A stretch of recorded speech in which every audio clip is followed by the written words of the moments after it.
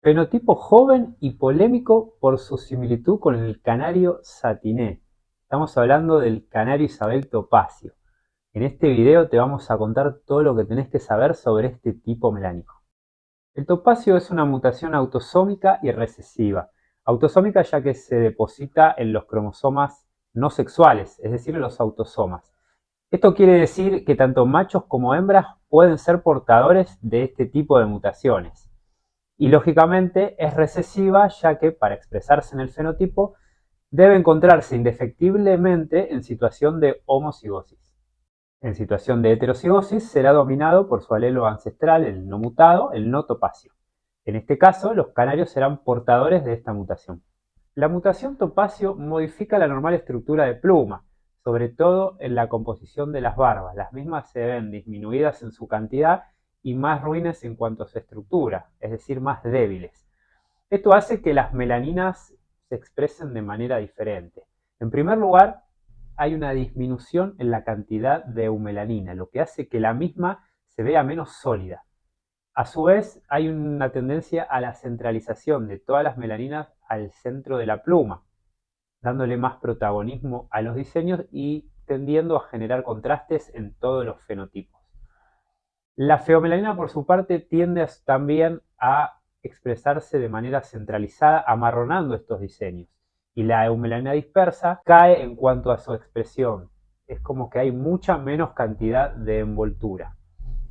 Esto lo vamos a ver en la totalidad de la envoltura del canario y se va a destacar mucho los contornos de plumas largas de ala y cola, como también la disminución en la expresión de melanina en el raquis, siendo que el raquis responde a la melanización de la envoltura y se va a ver mucho más claro que las zonas de diseño. Cuando acoplamos esta mutación al tipo melánico Isabel, que ya tiene de por sí dos mutaciones, el Bruno, que hace que las melaninas sean marrones, y el ágata, que diluye las melaninas dispersas y las partes córneas, vamos a ver un canario realmente claro. Su tonalidad va a ser de un color beige, quizás más pajizo en relación a un Isabel clásico. Y la envoltura va a ser aún mucho más claras. Las partes córneas, si bien el topacio las afecta, ya de por sí en un Isabel clásico son muy claras, por lo cual no vamos a tener mucha comparación, mucha diferencia y análisis en este aspecto. Si hay un cambio drástico en la tonalidad de los ojos, los Isabeles tienden a nacer con los ojos de un marrón claro, dándole protagonismo al rojo de la sangre, pero a medida que van creciendo se oscurecen de un color marrón oscuro. En el Isabel topacio mantienen un color rojo desde su nacimiento hasta la adultez, siendo que los ojos de los Isabeles topacios van a ser rojos y todas estas características en conjunto nos van a dar un fenotipo muy similar al canario satiné que después Norberto nos va a desarrollar. El Isabel topacio es otro de los canarios melánicos con los que nos toparemos y al igual que el resto, el tipo será el aspecto más importante a la hora de evaluarlo, con un total teórico asignable de 30 puntos y un total práctico que le podemos adjudicar en un juzgamiento de 29 puntos. Este puntaje se le otorgará a los ejemplares que más se aproximen a la estandarización que describiremos. La misma persigue los mismos parámetros que hemos explicado para los Isabeles clásicos. Si no viste el video, te recomiendo que lo revivas para que este te sea más fácil de comprender. La realidad es que respeta los mismos parámetros referidos a la calidad melánica, al diseño, a la envoltura y a las partes córneas. Siempre los mismos aspectos que analizamos en todos los tipos melánicos, considerando además el efecto propio de la mutación que debe ser visualmente percibido. En cuanto a la calidad melánica, observaremos o buscaremos una tonalidad beige al igual que en los demás Isabeles que venimos describiendo en la serie. La realidad es que esta tonalidad suele asemejarse mucho en todos los diferentes Isabeles y cada uno muestra una particularidad muy única. En el caso del Isabel topacio hablamos, al igual que en los otros topacios que venimos haciendo referencia en los videos pasados, de una menor solidez, un beige menos sólido que el que podíamos observar en los canarios clásicos. Respecto al diseño, respetaremos los mismos parámetros que hemos descrito en el Isabel clásico y en casi todos los diferentes Isabeles que hemos abordado en nuestra serie. Lo cierto es que buscaremos un diseño fino, corto y numeroso. Y lógicamente lo buscaremos presente en las mismas zonas que siempre mencionamos, en la cabeza, nuca en dirección al dorso, plumas largas y en la zona frontal del canario, flancos en dirección al pecho y zona de bigotera, mejillas y mentón. La presencia de melaninas dispersas en la zona de la envoltura será o deberá ser prácticamente nula. Lo cierto es que tenemos dos factores, al igual que hemos hablado en el ágata topacio, tenemos dos factores que afectan directamente a la expresión de las melaninas dispersas, como lo son el topacio, que centraliza a las mismas, y la mutación de dilución, ¿sí? El ágata, en este caso, que las diluye fuertemente. Esto acentuado más aún con el cambio de eumelanina negra a eumelanina marrón. Es decir, que la combinación de estas tres mutaciones, topacio, ágata y bruno, nos dará como resultado una envoltura prácticamente nula. Las partes córneas, al igual que en todos los isabeles, las buscaremos con la mínima carga de pigmento posible. Lo cierto es que esto no suele ser una problemática, ya que está afectado por una triple mutación que las tres afectan de forma directa la expresión de los pigmentos en partes córneas, con lo cual tanto pata, pico y uñas se mostrarán muy claras. Hacer una referencia al ojo. El Isabel topacio mostrará tonalidades rojizas. No sabemos hacia dónde lo llevará la evolución, ya que por ejemplo en negros y en ágatas topacios hoy los ojos son muy oscuros. No sabemos a dónde nos llevará la evolución, pero hoy el ojo de los Isabeles topacios es rojizo. No podemos no hacer mención al raquis. Siempre es una característica muy asociada al topacio. ¿Por qué? Porque básicamente está estandarizada, y la estandarización indica que el raquis debe ser claro. Recordemos que la melanización del raquis está estrechamente relacionada con la melanización de la envoltura, y al tener en este caso estas tres mutaciones dando vuelta, este acople de tres mutaciones, difícilmente observaremos raquis oscuros, pero en caso de observarlo deberemos penalizar al ejemplar. Un breve capítulo para la realidad, para la actualidad del color. Recordemos que los jueces no solamente somos meros evaluadores de ejemplares, sino que también es nuestra responsabilidad interpretar los estándares y aplicarlos a la realidad y al momento en el que estamos enjuiciando. Y resulta que los Isabeles topacios es uno de los fenotipos homologados más recientemente en la canaricultura de color. No hace muchos años que fue aprobado por las entidades internacionales, con lo cual el trabajo selectivo y la evolución que posee el fenotipo no es tan grande como la que hemos descrito, por ejemplo, en los ágatas. Resulta virtualmente lo opuesto, con lo cual los ejemplares con los que nos podemos topar hoy en día se distancian un poco de la estandarización que acabamos de describir, que seguramente podrá ser reflejada en algunos años en ejemplares de excelencia. Hoy la realidad es que el Isabel topacio posee una carga de diseño un poco más limitada a la descripta en la estandarización en sí, no solamente en el tono, sino también en la cantidad de diseño. Es muy difícil hoy día ver un Isabel topacio con estrías en zona de pechos, estrías en zona de mejillas, bigotera. Hoy los ejemplares que podemos percibir ya muestran sí una ligera nitidez en los de mejor calidad. Hasta hace pocos años prácticamente carecían de diseño. Hoy ya empieza a evidenciarse los primeros pasos de la evolución hacia el ejemplar lo más parecido al estándar posible.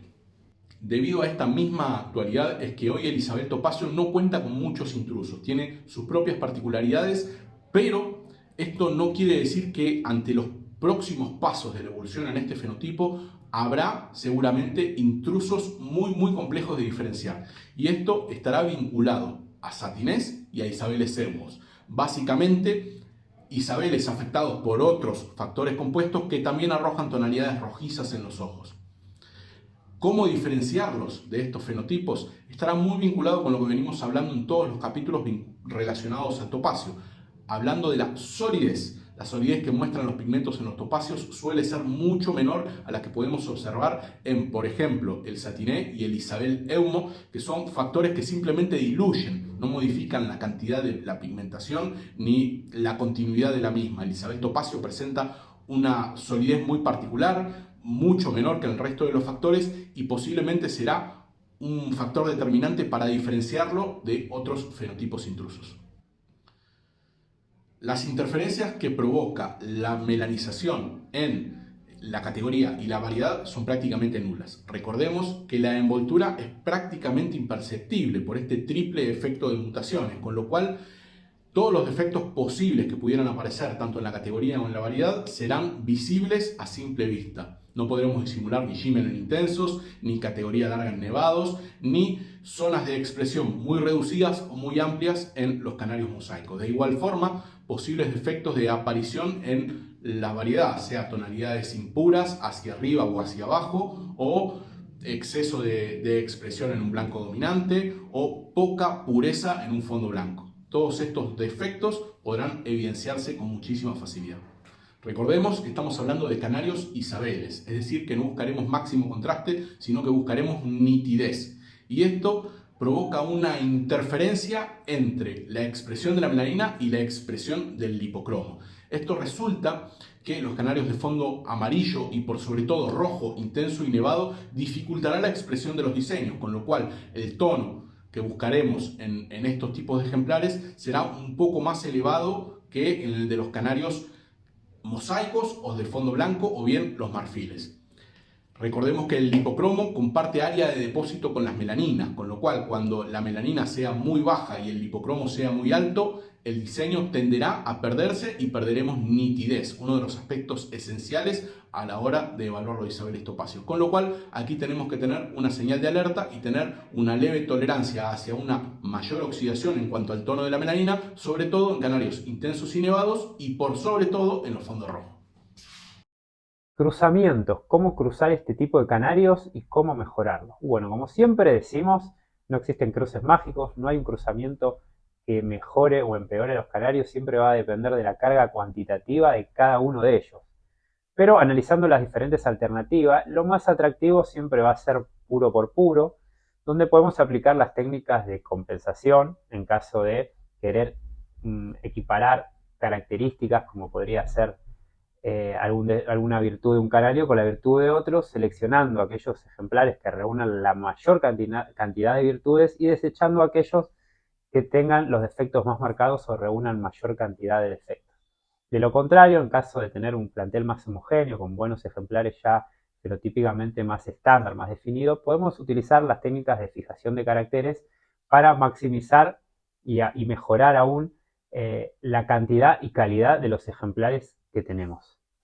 Al ser un fenotipo joven, con poco trabajo, con pocos criaderos especializados en él, siempre es una buena herramienta hacer portadores, utilizar isabeles clásicos para hacer portadores, buscando en ellos características deseadas como podrían ser de diseño, de cantidad de estrías, de calidad melánica, de diseño pectoral, etc.